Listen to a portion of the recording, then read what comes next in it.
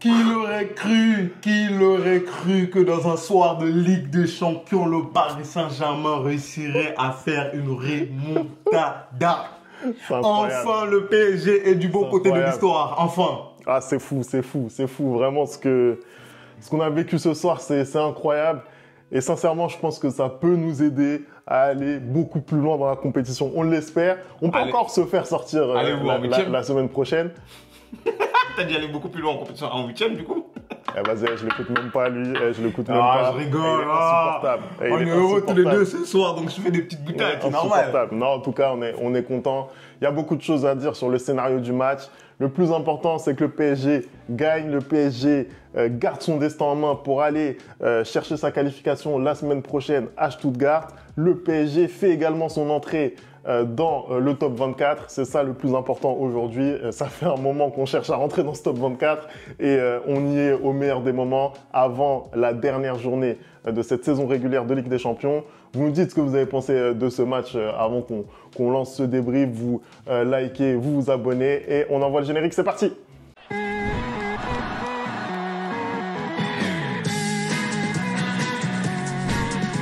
Allez, on commence ce débrief. Le PSG qui arrive enfin à gagner un match d'une grosse intensité, d'une grosse importance face à un gros adversaire, même s'il était pas en forme, on l'a rappelé pendant l'avant-match. Mais en tout cas, c'est une victoire de prestige pour le PSG en Ligue des Champions. Enfin, une victoire à domicile, enfin une victoire avec beaucoup de buts Anderson et enfin une prestation aboutie quasi de bout en bout. J'ai envie de dire c'est une victoire historique. Hein. On va pas cracher sur la victoire du Paris Saint-Germain. Hein. On va pas cracher sur ce match. Je l'avais dit aujourd'hui que ça allait être le match le plus chaud de la soirée. Hein. On a vu énormément de buts, notamment dans le match du Real Madrid. Mais là, ce soir, on a vu 6 buts en une seule mi-temps. Hein. On a vu un très beau match de football entre deux équipes qui avaient l'obligation ce soir de gagner. Et quand on est rentré dans le match, on a clairement vu que les deux équipes avaient cette obligation de gagner là parce qu'il y a eu énormément, d'intensité dans ce match-là. On a vu un Paris Saint-Germain qui très vite est bien rentré dans ce match. On a vu que pendant la première mi-temps, il n'y avait pas eu de but, mais il y avait eu énormément de grosses occasions de part et d'autre. Hein. Moi, ce que j'ai aimé dans ce match-là, c'est qu'en deuxième mi-temps, on revient et on voit le Paris Saint-Germain qui se fait punir rapidement par Jack Grealish et ensuite par Erling Haaland. Et Femi, ce que je n'arrête pas de répéter depuis le début de la saison est arrivé, à savoir que moi, ce que je remarque sur ce Paris Saint-Germain depuis le début de la saison, c'est que même quand ils prennent des buts, ils ne baissent pas la tête, ils ne baissent pas les bras et ils continuent de jouer. Et ce soir, c'est ce qu'ils ont fait. Ils ont fait ça en Ligue des Champions d'autant plus. Et c'est ce que j'arrête pas de dire, que moi, au-delà de la victoire ce soir, ce que je retiens surtout, c'est la mentalité. Parce que on se rappelle que lors des soirées de Ligue des Champions, un Paris Saint-Germain qui prend 2 buts comme ça, coup sur coup, c'était terminé. C'était terminé. On voit les joueurs, notamment Marquinhos, baisser la tête. On voit des joueurs qui commencent à se prendre la tête, les mains dans la tête. Hein. On voit des joueurs qui commencent à avoir des comportements qui ne sont pas dignes de leur club. Alors que ce soir, c'est tout l'inverse. Hein. On voit une équipe qui, malgré le fait qu'elle prend 2 buts coup sur coup, elle réagit aussi coup sur coup. C'est-à-dire qu'en moins de 5 minutes, on passe de 2-0 à 2-2. Et c'est moi c'est surtout ça que je retiens dans cette qualification. Au-delà de la manière, c'est surtout la motivation qu'ont eu les joueurs. C'est surtout l'abnégation qu'ont eu certains joueurs, notamment Dembélé, hein, notamment Barcola qui a été transfiguré en deuxième mi-temps. Moi, j'ai vu une équipe de Ligue des Champions et je pense qu'on tient peut-être là ce soir à un gros rendez-vous du Paris Saint-Germain en Ligue des Champions, de toute son histoire même, j'ai envie de dire. Voilà. Non, moi je suis totalement d'accord avec ce que tu as dit. Déjà sur la mentalité, bon, je pense que c'est une constante qu'on a quand même soulevée sur la chaîne. Et c'est vrai que depuis que Luis Enrique est sur le banc du PSG, on voit cette constante d'une équipe qui lâche jamais. Voilà, ne serait-ce que cette saison, on a vu beaucoup de matchs où le PSG a su revenir alors qu'il était mené au score. D'ailleurs, le match à Lens, on a été mené au score, on a réussi à renverser. On l'a vu aussi en Ligue des Champions, par exemple face au PSV Eindhoven, on est mené, on arrive à égaliser. On l'a vu aussi la saison dernière, cette qualification face au Barça où on a été mené les 2 matchs et pourtant on a réussi à se qualifier. Donc c'est une constante et même quand on n'arrive pas à renverser, on est toujours combatif, on ne lâche rien et c'est vrai que ça par rapport aux années qu'on a connues sous QSI, toutes les premières années de QSI, ça a été ça c'est un gros changement de mentalité qu'a apporté Luis Enrique. sur le match et notamment sur l'analyse de ce match, c'est sûr qu'il y a deux visages de ce Paris Saint-Germain-là. Le visage qu'on voit en première période, c'est malgré tout, je pense, un bon PSG. C'est un PSG qui est à la hauteur de l'événement. C'est un PSG qui fait déjouer Manchester City. Et malgré la grosse surprise, encore une fois de plus de la part de Luis Enrique, parce qu'on était là en avant-match et on se disait que du trio d'attaque, le seul qui était indiscutable et indéboulonnable, c'était Ousmane Dembélé. On arrive, on voit la composition, qu'est-ce qui se passe? Ousmane Dembélé est sur le banc. Je pense qu'il paye aussi le fait qu'il a eu la grippe récemment et qu'il n'était pas à 100%. Voilà, exactement. Après, pour moi, c'est uniquement la raison pour laquelle il n'a pas mis Ousmane Dembélé. Ousmane, il s'était entraîné depuis le début de la semaine. On pensait que c'était suffisant pour que sa place ne soit pas remise en cause. Voilà, il l'avait mis de côté sur les matchs précédents en championnat. Là, il revenait, il s'était bien entraîné. Donc, c'était logique pour nous qu'il soit titulaire. Ça a été une grosse surprise de ne pas le voir, mais au vu de la tournure des événements, il est très vite rentré. C'est normal. Et moi, justement, ce que j'ai apprécié sur cette première mi-temps de la part du Paris Saint-Germain, c'est qu'ils sont tout de suite rentrés avec l'intention d'aller gagner ce match. Ils sont tout de suite rentrés avec l'intention de jouer au football. Et moi, ce que j'ai vu, en tout cas de la première mi-temps, j'ai été assez satisfait. C'est-à-dire qu'il y a énormément de joueurs qui ont tenté, notamment Désiré Doué. J'ai trouvé qu'il était très bon dans ses combats. Et j'ai trouvé qu'il était très bon, exactement, dans les intentions, parce qu'à chaque fois qu'il a eu l'occasion de se mettre en position de tir, il n'a pas hésité, il a frappé, et on voit bien que d'ailleurs c'est récompensé par le but égalisateur de Bradley Barcola. Il met une très belle frappe. J'ai trouvé aussi que le milieu de terrain, à savoir Vitinha et João Neves, avait été très bon. Ils ont vraiment mis de l'impact physique. Ils ont réussi ce soir à faire déjouer Kevin De Bruyne. Énormément de déchets de la part de Manchester City. Je ne reconnais vraiment pas cette équipe. Moi, je l'avais dit en avant de match que leur prestation 6-0 contre Ipswich, pour moi, c'était du feu de paille. Pourquoi? Parce qu'ils n'avaient pas vraiment affronté encore une grosse équipe qui allait leur permettre de voir justement s'ils étaient revenus à leur niveau. On voit ce soir que c'est clairement pas le cas, parce que le Manchester City qu'on connaît ne peut pas, en 10 minutes comme ça, laisser un match leur échapper. Ils marquent but coup sur coup et Paris leur répond pratiquement coup sur coup, et juste après, ils perdent totalement la maîtrise du match. Quand je vois ce troisième but qui donne l'avantage au Paris Saint-Germain, ce but de João Neves de la tête, c'est ridicule. Je suis désolé, le ballon, le centre, certes, il est très bon, ce centre de la part de Vitinha, il me semble, mais je suis désolé, le ballon qui passe comme ça devant toute la défense de Manchester City pour arriver sur la tête de João Neves, qui est le joueur le plus petit, et qui en plus il arrive à piquer sa tête pour mettre un but, c'est juste ridicule. Je ne reconnais pas une équipe de Pep Guardiola, mais aussi parce que le Paris Saint-Germain a réussi à mettre l'intensité qu'il fallait. Le Paris Saint-Germain a réussi à appuyer là où ça fait mal face à ce Manchester City-là, et le Paris Saint-Germain a réussi surtout à ne pas baisser la tête quand elle était acculé, et a réussi à revenir dans ce match-là. Donc franchement, je salue ces prestations collectives et surtout mentales. Moi, c'est quelque chose, en fait, je le répète parce que c'est super important en Ligue des Champions, le mental. On a, je ne sais combien de fois, critiqué le Paris Saint-Germain parce que justement, on trouvait que c'était une équipe beaucoup trop fébrile dans les grands rendez-vous. Ce soir, lorsque la qualification était en jeu, ils ont fait absolument tout ce qu'il fallait, et notamment en deuxième mi-temps. Moi, en deuxième mi-temps, j'ai vu une équipe du Paris transfigurée, et le joueur notamment qui cristallise le mieux ça, c'est Bradley Barcola. Parce que la première mi-temps de Barcola et la deuxième mi-temps de Barcola, qui depuis quelque temps justement, dont les prestations étaient remises en cause, là ce soir, il n'y a rien à voir, tu vois. Et je pense que c'est aussi sous l'impulsion d'un Ousmane Dembélé. Voilà. Non, c'est clair que Bradley Barcola, le changement entre la première et la deuxième période est incroyable. Mais Bradley Barcola, honnêtement, depuis le début de l'année 2025, on sent que petit à petit, voilà, ça commençait à revenir pour lui.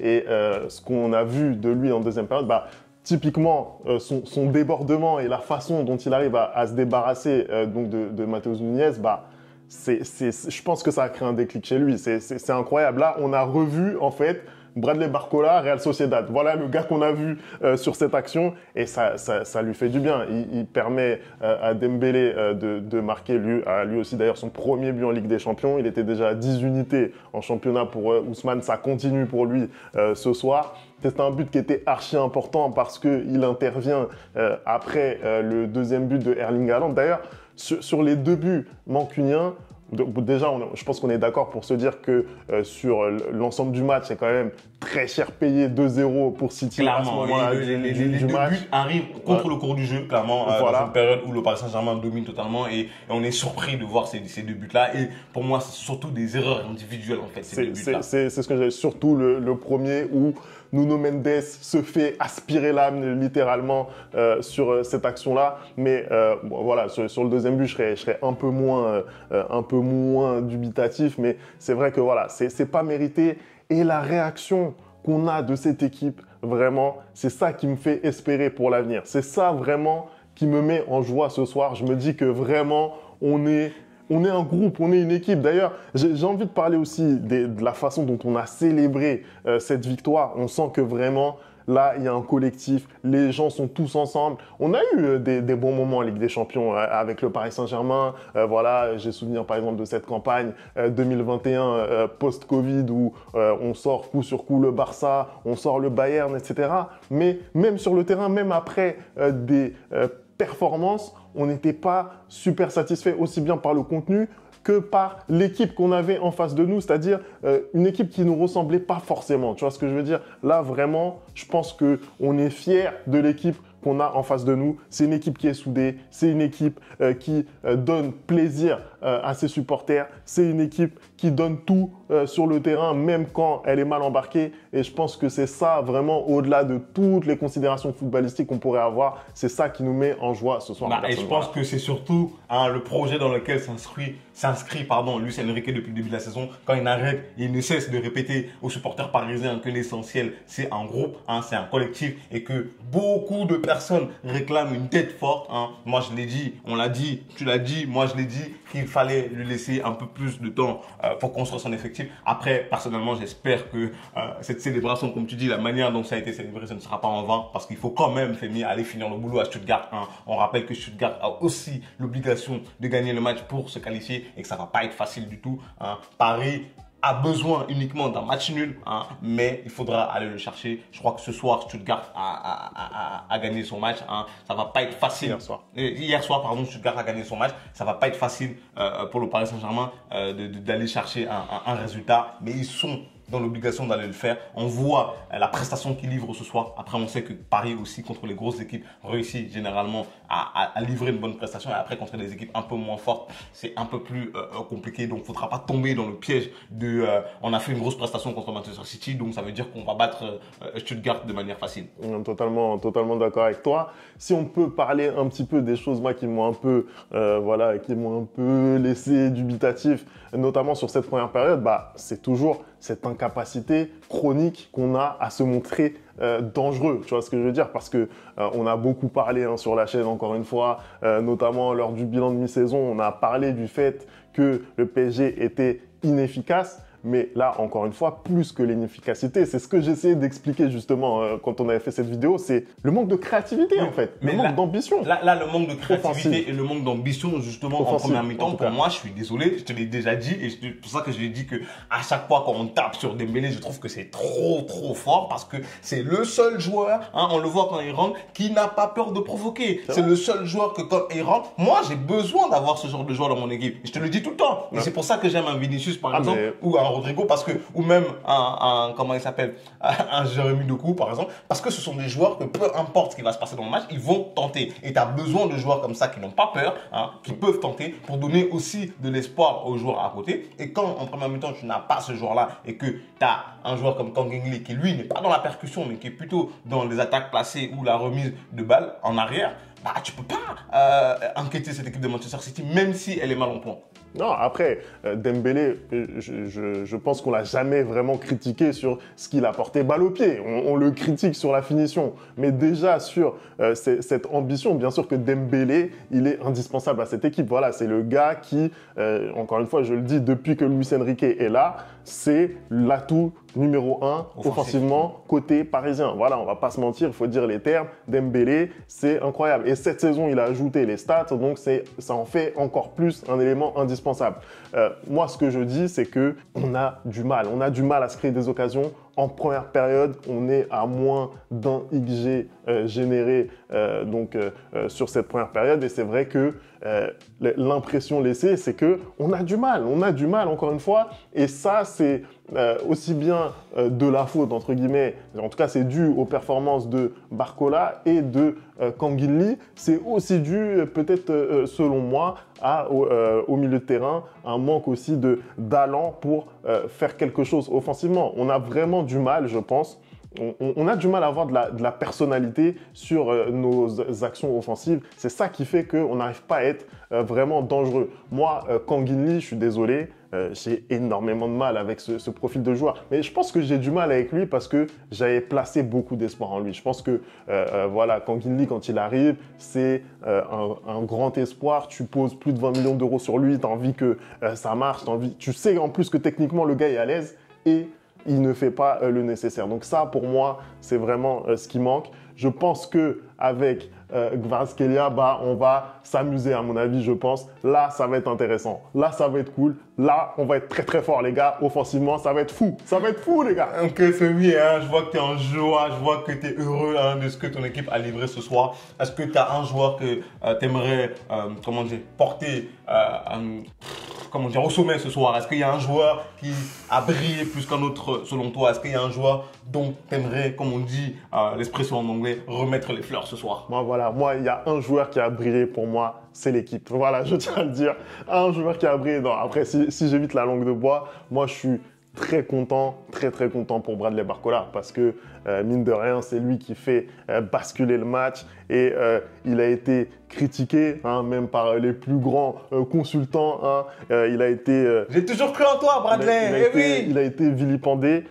De toute façon, je pense que c'était à juste titre. Il était vraiment pas bon du tout sur la fin d'année 2024. C'était compliqué. Et puis toi-même, tu le dis souvent, Femi, c'est un joueur qui manque d'expérience. Je pense qu'aujourd'hui, on attend beaucoup trop de la part de Bradley Barcola. On oublie que c'est un jeune joueur. On oublie que c'est un joueur qui doit prendre des responsabilités qu'il n'aurait pas dû à cause du départ de certains cadres de cette équipe parisienne. Donc, il faut aussi savoir lui laisser le temps. Et peut-être, qui sait, demain, il deviendra aussi fort que Vinicius, qui était, un peu plus critiqué même que Bradley à l'époque. Donc, il faut laisser aussi le temps aux jeunes de pouvoir grandir, surtout quand on voit les prestations qu'il est capable de sortir. Quand on voit la deuxième mi-temps qu'il a sorti ce soir, tu sais que son avenir ne peut être que radieux, un peu comme le match du Paris Saint-Germain ce soir. Voilà. Allez, merci d'avoir regardé cette vidéo. On n'oublie pas les bonnes habitudes @thereplayfoot et on se retrouve très très vite pour une nouvelle vidéo. Ciao!